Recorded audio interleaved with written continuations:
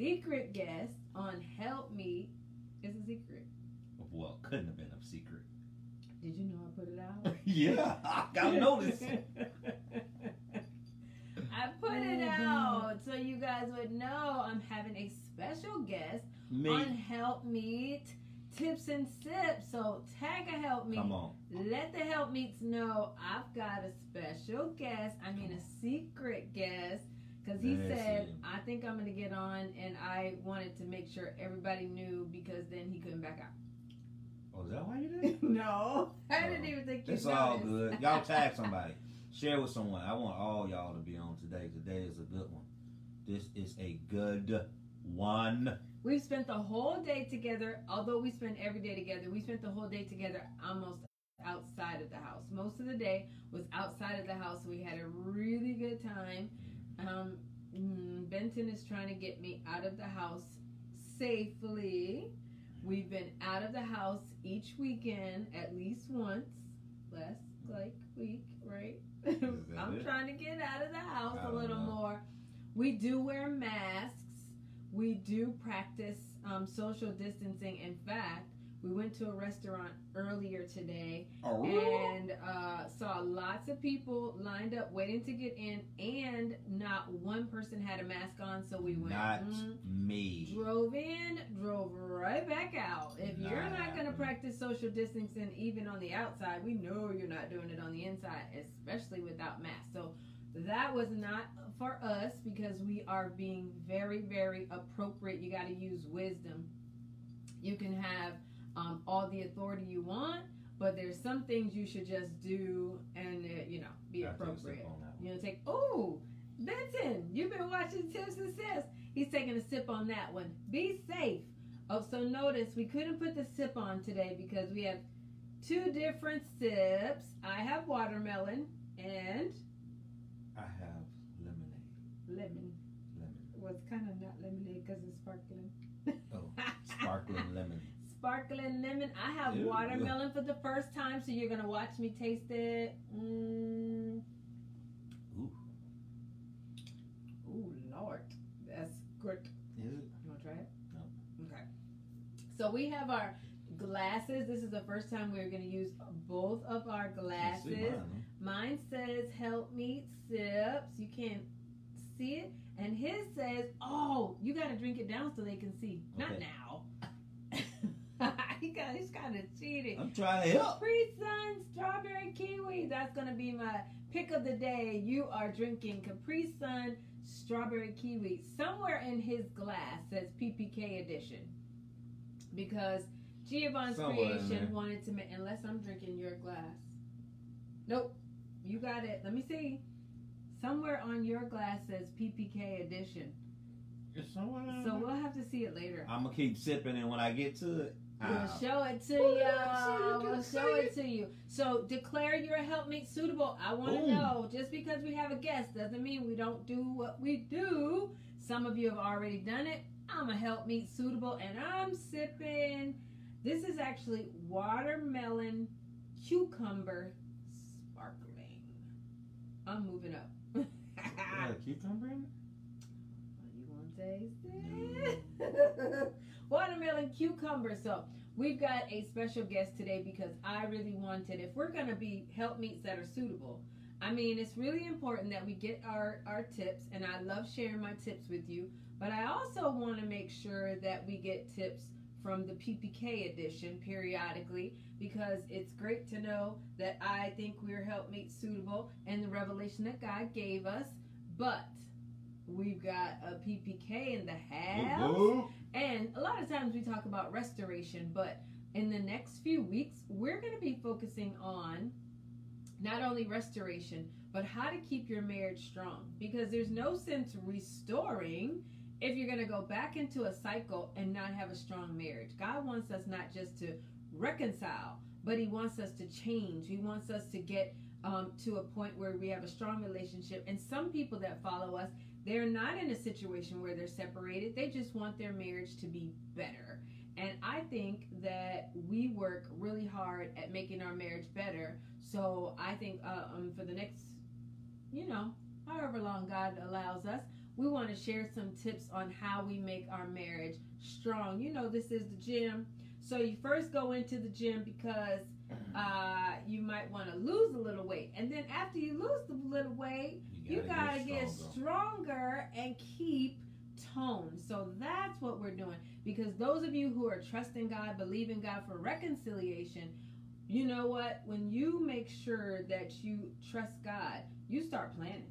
Yeah. If you're not married, you start planning on what things you need to do to get healed, delivered, and ready to have a good marriage. Because you got to call those things that be not. As though they already were. All right now. All right. All right. When you can finish each other's sentences, boom. That's a good marriage right there. That's a good tip. Thank you. Hey, finish each other's sentences. I'm getting there. And the only way to finish each other's sentences is to get to know one another. So, gotta spend time doing that. All right. So let's talk about that. So spending time together is one thing that we do very, very well, but we have to work on it. So what would be your idea of a good way to spend time together, or a good way to work on spending time together? Actually do it intentionally. All right. Some stuff have to be intentionally because work, life, family kinds of pull you away from that time together. So you have to really and truly intentionally spend that time together. That's true. And it's the main thing is it's a sacrifice. You truly have to be committed to making sacrifices, and that's with the being intentional on going on dates, intentional of sitting down, having conversations, whatever they may be, you know, destiny, purpose, how they feel, what you feel like, all of the above. I think that's good. So be intentional Can I about. sip on that one? We got a sip. Be intentional. We're taking a sip. We've got to be. It's almost there. We almost see it. We have to be intentional about spending time together. I will say, when I add to that, be intentional about being able to do things that the other person likes to do. I think that we find out in couples counseling and couples coaching that a lot of people are trying to do what they want to do. Like, there's a big focus on what I want. And I think that many people miss out when they don't find out what does the other person like, what does the other person want to do, and then sacrifice. I think that's the biggest sacrifice, is doing something that someone else wants to do. Like, I could stay in the house now. I have gotten into this whole quarantine, stay in the house, stick with it, do what we got to do, and stick with staying in the house. So when we stay in the home, we make sure we're safe. But Benton wants to get out, so I have to sacrifice and get my mask on, get my antibacterial stuff, and go out. That's a sacrifice. It is a sacrifice. You want to get the cord? It is a sacrifice. We're gonna get our cord because we don't want to lose you guys.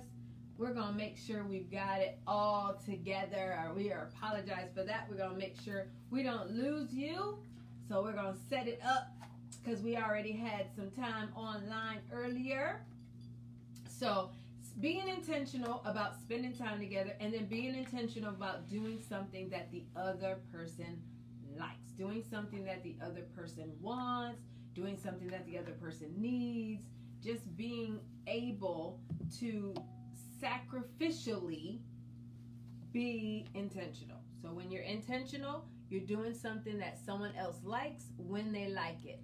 When you're doing things that people like to do and have fun. So think about it. What does your spouse like to do? What does your spouse like to do that maybe you don't? What does your spouse like to do that maybe you don't? Think of a couple of things. What are some things? We're going to get it all situated for you. What are some things that your spouse likes to do that maybe you don't? Write them down in your journal, Helpmeets. We're still journaling. I'll get my journal. We are still journaling, even though we have our special guest PPK edition. We're still journaling. How do we become suitable? Huh? Why did I have to do that when I'm here? When you're here, we ran out.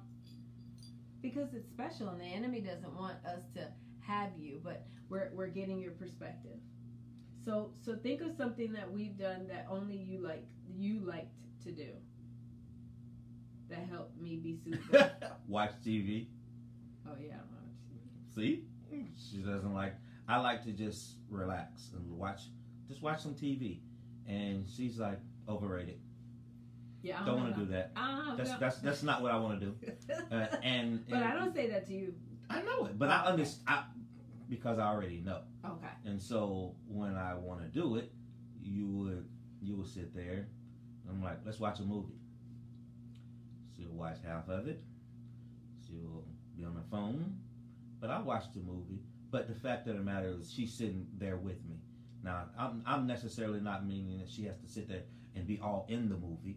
I just need her to relax sometime because she doesn't relax a lot, and so her relaxation and my relaxation is different. True. And I'm trying to make her relax like me when her relaxation is something totally different, and right. So we have to understand the difference in our relaxation.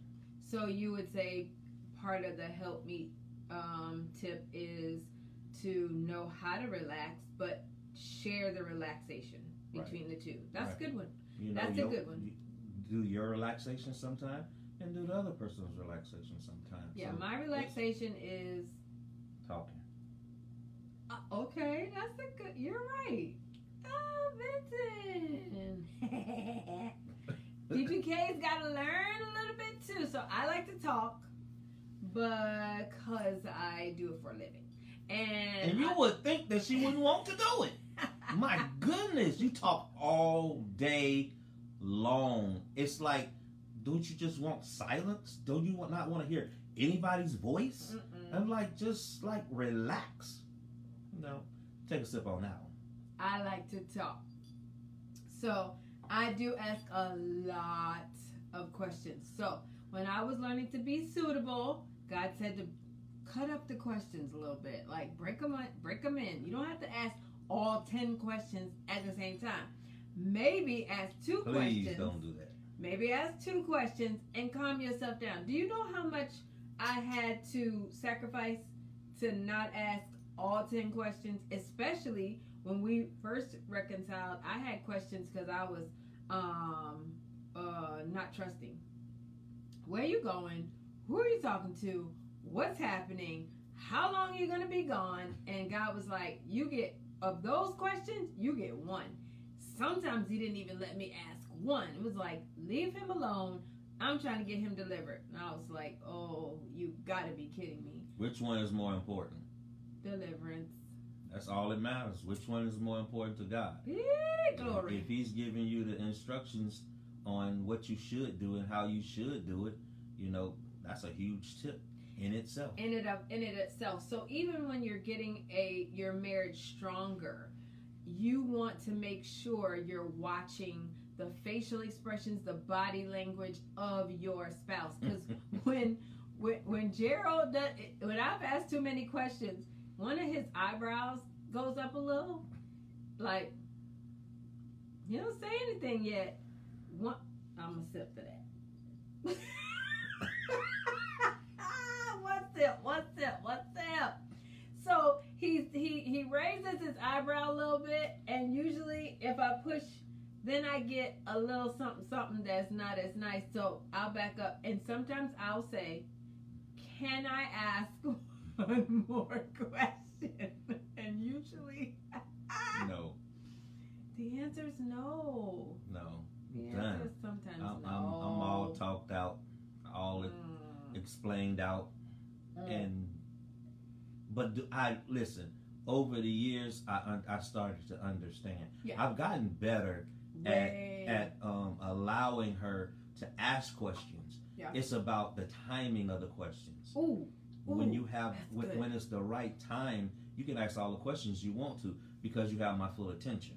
That's so true. when you trying to ask questions, either when I'm tired or I'm sleepy or I'm trying to do something or watch something, then that's not a good time to be asking me 101 questions and then think that you're going to actually get 2 questions answered. All right, so number 2 strategy for making your marriage strong: the timing of your PPK edition. PPK edition. We got the glass down to the PPK edition. Timing of the questions. Helpmeet. Right, Lupe. Timing is so key because early morning. So here's the sacrifice. Here's a tip for you. I am a late night person, hence the 11 o'clock tips and sips on the Eastern Standard Time. I go to bed tomorrow. Like, I hardly ever go to bed in the same day. I go to bed 1 o'clock, 2 o'clock-ish. But Benton wakes up early. I don't wake up very early. He wakes up much earlier to pray. So when he's tired, I don't get very many questions answered. But if I sacrifice and wake up before I really want to. Now, here's the deal. Do I want my questions answered? Do I want to feel secure? Or do I want to sleep? So I wake up a little earlier and I ask him questions earlier. And that's the sacrifice on my part, but I'm getting more of what I need. Right.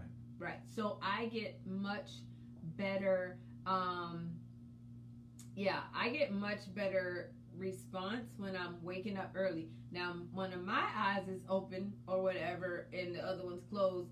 But if I want the information, if I want to get more secure, because answering questions usually is I'm feeling a little insecure, so I want to ask. Plus, I'm a detail person, so if we're going to the store, I want to know which store, how many stores, what we're going for, how much we plan to spend, all that. But I don't ask all that anymore. That's just way too much. I mean, I don't have that. My vocabulary is not that large, and so I just try not to use all of my words in one setting. And so she tries to make you use all of your vocabulary words in one setting, and that's frustrating. Oh my goodness! It's really frustrating. But let me tell you something. I've learned. Yes, it's because it's time where I was like, okay, here's the time to talk. And so whatever it is that you want to ask, I'll ask her, what is it? What's on your mind? What do you have? What are you thinking about?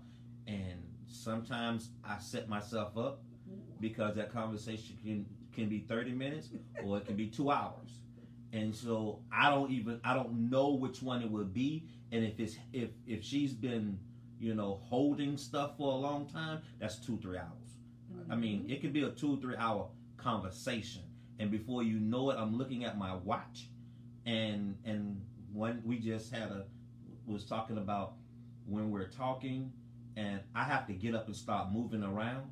Yeah. Because if I sit still, and to her, she was feeling like I was trying to cut her off or whatever.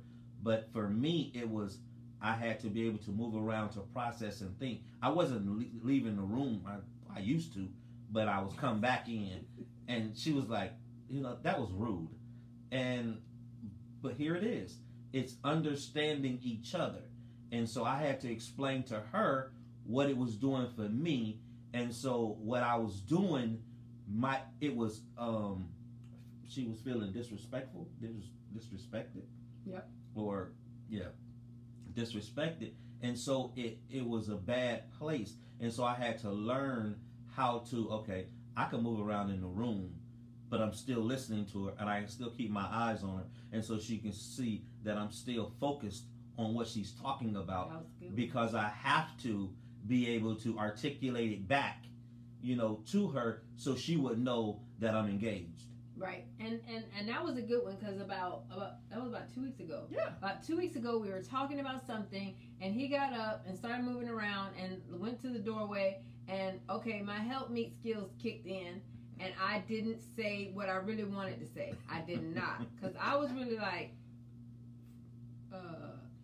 what the flippity flap? What are you doing? Is that you just walked out the room? So what I did was I said, "Can I tell you how I'm feeling?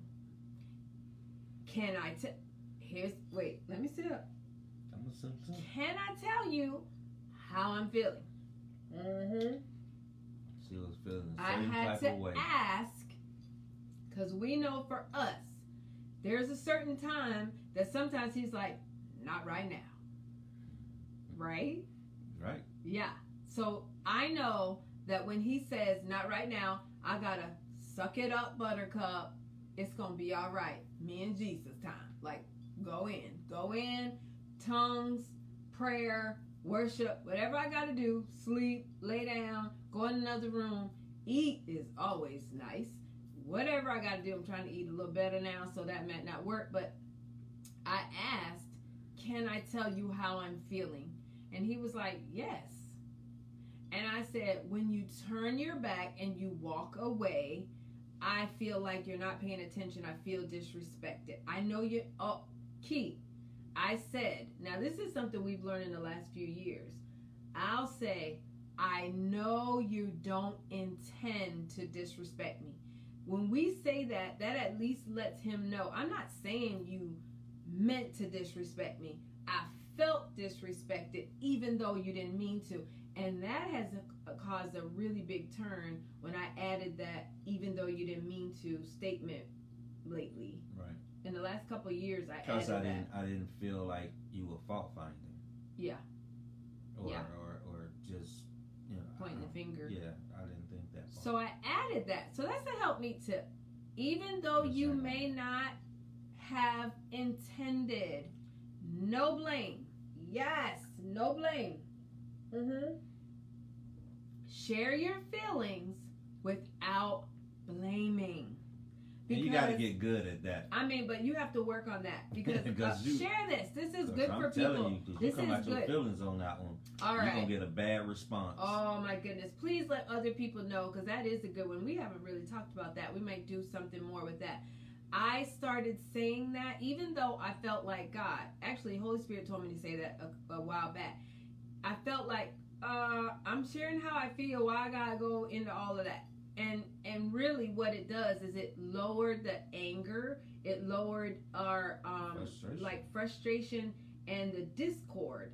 Like it pushes, it pushes the devil right out of the conversation. Like, okay, I'm not saying you mean to disrespect me. I'm saying I feel disrespected. Right. And when you feel disrespected, you both struggle. So he was like, "Oh." And the first time I did it was several years ago. The first time I did it, his shoulders dropped and he said, "I'm glad you said that because I didn't mean to disrespect you, but we're so different." And most couples are. You're so different that different things upset you. Like me walking and moving around may not make him feel disrespected, but it made me feel disrespected. We can't go on how he feels. We have to go on how I felt. So when I said it, what I said was, "That makes me feel disrespected because you turned around." And he was like, "I'm glad you told me because I was just trying to move around because you talking a lot."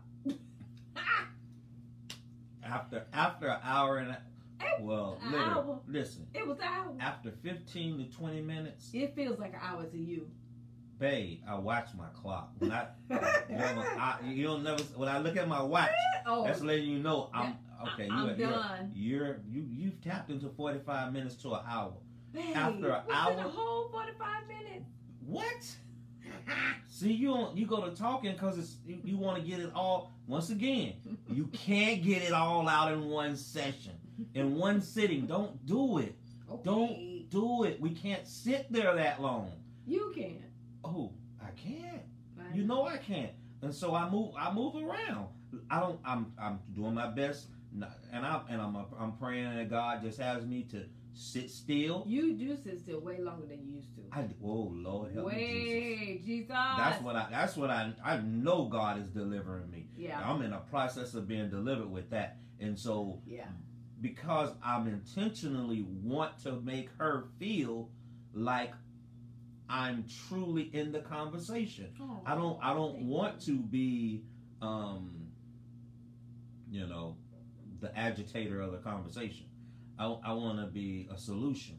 I want to be, I want to be able to help her feel like, okay, he's listening to me, and not only just am I listening to her, I'm processing it because I want to be better at what she's explaining or what she's talking about. I want to be able to comprehend it because I want her to feel different than it used to be. Right. And so the intentional of sitting there now I'm trying. You know what I mean? It's a process.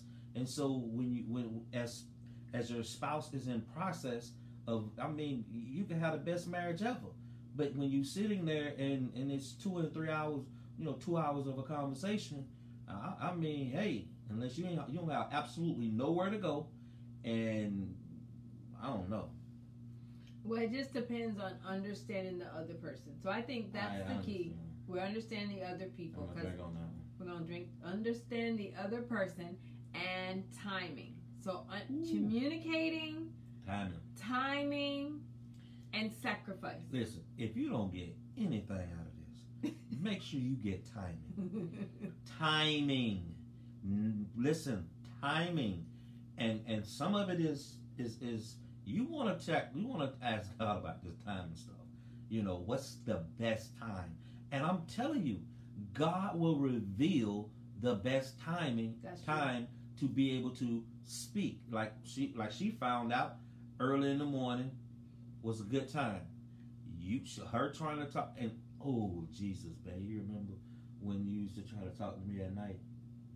Well, I was really just talking to your eyelids. No, 2 things were happening. One, here's how I'm processing it.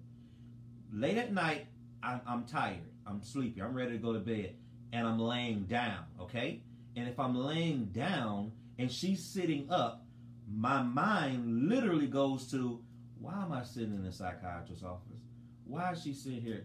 I just feel like she's just trying to dissect me, because she's a word person. And so she pays attention to words, and she remember every word you say. And so if I'm asleep, I don't know what kind of words I'm saying, because I just want to go to sleep. But we don't do that anymore. Right. Here's the timing. No more. Let's do this. Let me talk to him in the morning. Yes, I'm going to sacrifice my sleep, but I want to talk to him. And then I realized that over the time period, like tonight, I'm like, we got done. I'm like, I want to go to bed. And I went and sat down and gathered myself, and I looked at my watch, and I'm like, okay, she needs me on I said that I was going to be on here, so I'm going to be a man of my word. I don't need her to come in there and say, babe, come in. It's time. So being intentional, I wanted to spend all of my And day. I want to clarify, I didn't ask. No, I said I was going to spend the whole day. I told her, I'm going to spend your morning with you. We're going to do what we're going to do today. We're going to broadcast gems. And then I'm going to do Helpmeet tips with you. And she looked at me like, Helpmeet tips? I was like, that's not. I said, I'm going to do the whole day. And so I did the whole day. Because normally, I'm asleep.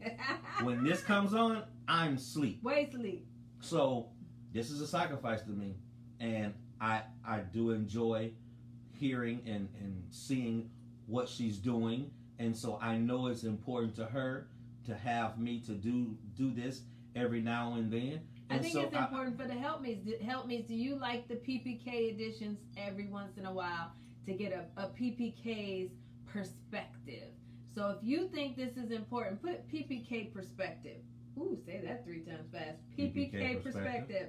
PPK perspective. We need the PPK perspective if we're going to stay suitable. If we're going to stay suitable, we need the PPK perspective. So when he said that, I was like, ooh, I'm going to put it out. Shh, don't tell anybody. I saw the post. I got a ding ding. And I'm like, really? And you're gonna come with some shh. Like, seriously? Like, okay, I got a notification, like, I'm not gonna know. But you know what? I'm happy that I had an opportunity to come on, and I pray that this was a good nugget for you? Or yes, good nugget for us, a good perspective. So we love to do things together. We make it a point of really, really working hard, really, really connecting together. Don't forget, if you haven't read our testimony, Bent But Not Broken, we want you to get help and hope. Not only hope for restoration, but help to have a stronger marriage, a sustained marriage. We work really hard. When we say you have entered the gym, we put in the work. Having a successful marriage is work, and a little more work. We do things that are for the other person. I get a drink on that one. Work, and a little more work. He's sipping. And we want you to know to put in the work, but I will tell you the work is worth it. It is. We put in the work, but when I look over at him, I have my best friend back. When I look over at him, our relationship is stronger than it's ever been. When I look over at him, my king is in the house. My king is in the house. So it is worth it. There are things that we'll have to do ourselves that we don't necessarily like to do, but the end result is worth the work. Let me tell you, people ask me all the time, how did you do this? How did you do that? Holy Spirit will give you strategies. God will give you strength, and I promise you it's worth it. I promise you it's worth it. It may not feel like it, like I want to do this, I want to do that, I'd rather do this, I'd rather do that. Whatever the situation is, wherever you are in your relationship, or even preparing for a relationship, and you think, oh, well, when they get here, this is what I want, this is what I want. Let me tell you, if you're just putting out your list and you're pulling on someone, but you're not working on what is it that I need to do to prepare, you're most likely going to struggle in a relationship long term. Long term.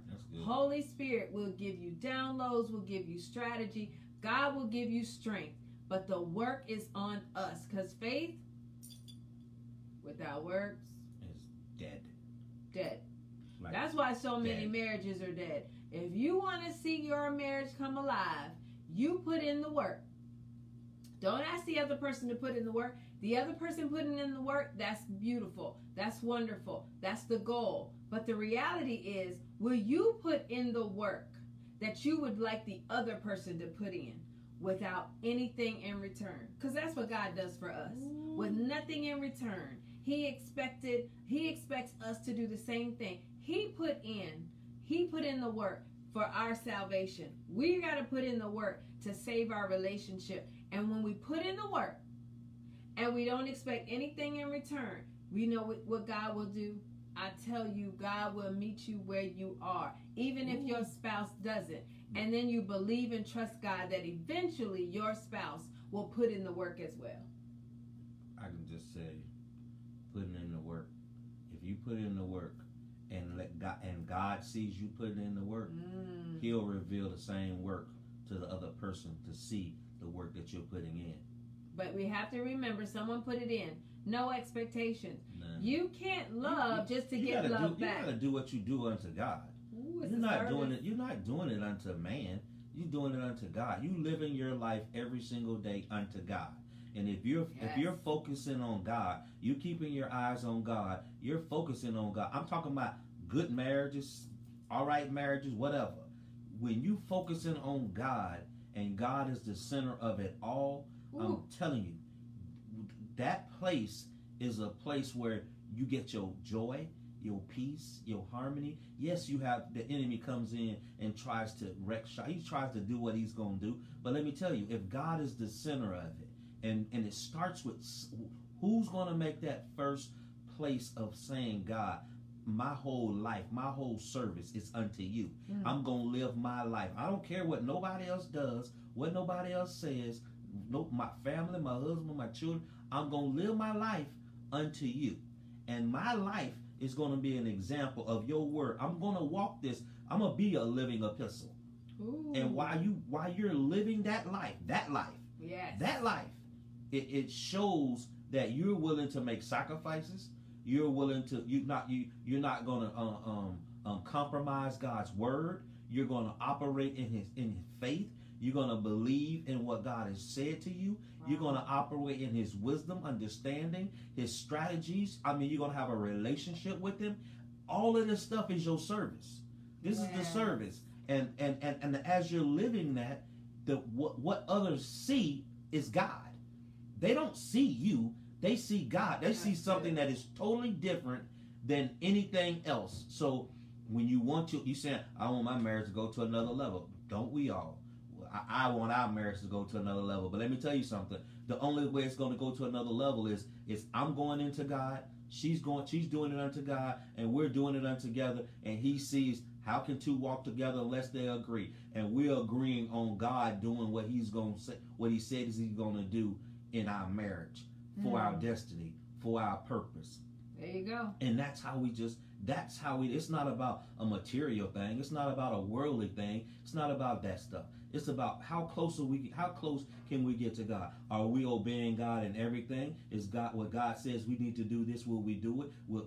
How are we praying? How are we doing devotions? How are we doing these things that gets us both closer to God together? And that's how we progress, and from not having no relationship, not having no communication, to where we are now, a process. And the process continues until God says, well done, my good and faithful servant. There you go. And even if you have to do the work by yourself, God will partner with you until your spouse comes along. I believe it. I'm a living witness. You can put in the work by yourself, because the Bible says a sanctified wife can sanctify a husband, or a sanctified husband can sanctify a wife. And listen, listen. I'm a living proof of it. So if somebody says, "Oh, that you can't," listen here. Say, go to the gym and check out Gerald Benton and Yvette Benton, because he's a living proof. My wife did a broadcast on a sanctified wife sanctifies a husband. I think we did it together, or you did it by yourself. I don't know, one or the other. But I'm telling you that's true. So it's true. So our declaration, I like that, Mary. God is partnering with me. That's your declaration. Long. I think we should all say it together. Say it out loud. Type it. God is partnering with me. When we realize God is partnering with you, he'll give you strategies, he'll give you strength, and then he'll tell you exactly what to do to make your marriage strong. So what about I'm partnering with God? Ooh. Because God ain't changed. It's us that changed. We need to partner with God. I like that. Okay. I'm partnering with God. I don't know about y'all, but I'm partnering with God. I'm partnering with God. How about God is always there. It's our choice. That's a good point, PPK. Yep. It's our choice to partner with God. So we're going to shift our whole declaration. I'm partnering with God. I'm partnering with God. Reverse it. I'm partnering with God, because then God is already ready to partner with us. You're right. He's already. He said, ready. "I'll never leave you nor forsake you." Wow. So it's up to us to actually be reconciled back to God, and so you're partnering up.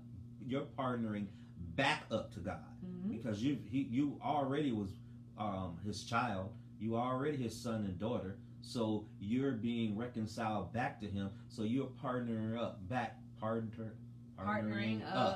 with God, a Father, with Abba, whatever name you want to use. All you need. So, well, go to GeraldandYvette.com. I'm Yvette Benton. This is Gerald Benton, and we're Gerald and Yvette Ministries. You have entered the gym, but this is really PPK edition of Helpmeet Tips and Tips. Why are you saying gym? Because we are gym. Oh, we are. I'm asleep, so I'm just... You're awake but really asleep. Yeah, so we are down to, I have Helpmeet Sips, and he has Helpmeet Sips PPK edition. Thanks for joining us. Thanks for having some time with us. Thank you, Helpmeets, for joining me, for sharing their broadcast, for tagging other Helpmeets. Give people help. We want to make marriages stronger, and even stronger. So I'm a Helpmeet Suitable. This is my amazing PPK. Whoa, whoa. And go to GeraldandYvette.com for more resources, information, online mentoring, online one-on-one coaching, whatever you need, there's resources for it to give you help and hope for a stronger marriage. We are appreciating you, and we want to remind you. Marriage works. If you work it. I love it. Ooh, I love it. Y'all have a blessed evening.